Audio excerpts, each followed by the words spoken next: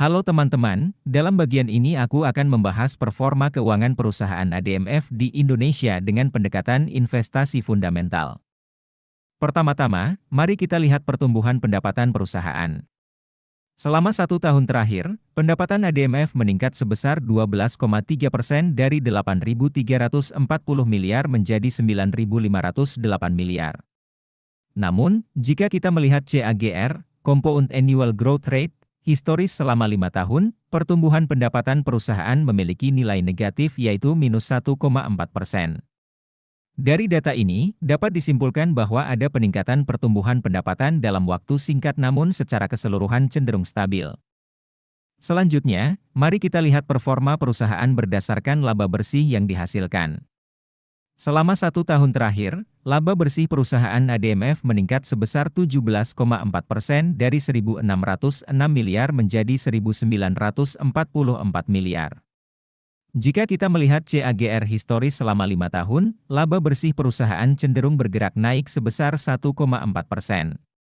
Dari data ini, dapat disimpulkan bahwa perusahaan mengalami peningkatan laba bersih yang cukup stabil dalam jangka panjang. Selanjutnya, mari kita tinjau profitabilitas perusahaan berdasarkan gross profit margin dan net profit margin. Gross profit margin pada tahun ini tetap sama dengan tahun sebelumnya yaitu 0,0%. Namun, net profit margin meningkat dari 19,3% menjadi 20,4%. Dari sini, dapat disimpulkan bahwa perusahaan mampu meningkatkan efisiensi operasionalnya dengan meningkatkan profitabilitasnya. Oke. Sekarang kita akan melihat posisi perusahaan berdasarkan Return on Asset, ROA, dan Return on Equity, ROE. ROA tahun ini sebesar 6,3% sedangkan ROE mencapai 17,5%. Jika dibandingkan dengan tahun sebelumnya, ROA turun sedikit dari 6,5% menjadi 6,3% namun ROE mengalami peningkatan dari 16,0% menjadi 17,5%. Dari data ini, dapat diketahui bahwa perusahaan mampu menghasilkan keuntungan yang baik berdasarkan investasi mereka. Mari kita lihat kesehatan keuangan perusahaan berdasarkan rasio debt to equity. Rasio debt to equity tahun ini sebesar 1,2 kali, sedikit lebih tinggi dari tahun sebelumnya yang sebesar 1,1 kali. Dari data ini, dapat disimpulkan bahwa perusahaan memiliki sejumlah utang yang perlu diperhatikan namun masih dalam batas yang wajar. Nah, jika kita lihat berdasarkan skor kerangka investasi fundamental Warren Buffett, ADMF mendapatkan 2 poin dari total 6 poin. Skor ini menunjukkan bahwa perusahaan memiliki potensi dan membutuhkan analisis lebih lanjut. Untuk penjelasan detailnya, kalian bisa mengakses aplikasi investor yang bisa kalian dapatkan melalui link yang ada di deskripsi.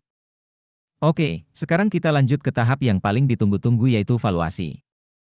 Valuasi adalah proses menentukan nilai wajar sebuah saham berdasarkan analisis terhadap faktor-faktor fundamental perusahaan. Margin of safety adalah selisih antara nilai wajar suatu saham dengan harga saham saat ini.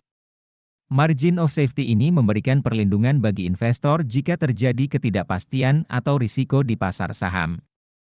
Berdasarkan valuasi menggunakan PB Band, Price to Book Band, dalam 5 tahun terakhir, nilai wajar ADMF adalah 11.914 dengan margin of safety sebesar minus 0,9%.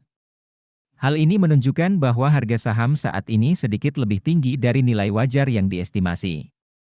Dalam valuasi menggunakan PE Band, Price to Earnings Band, dalam 5 tahun terakhir, nilai wajar ADMF adalah 12.104 dengan margin of safety sebesar 0,6%.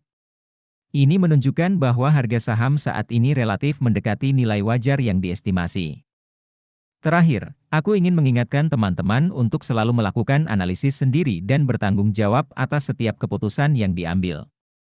Selalu ingat bahwa investasi memiliki risiko dan kita perlu bersiap menghadapinya. Terima kasih telah mendengarkan.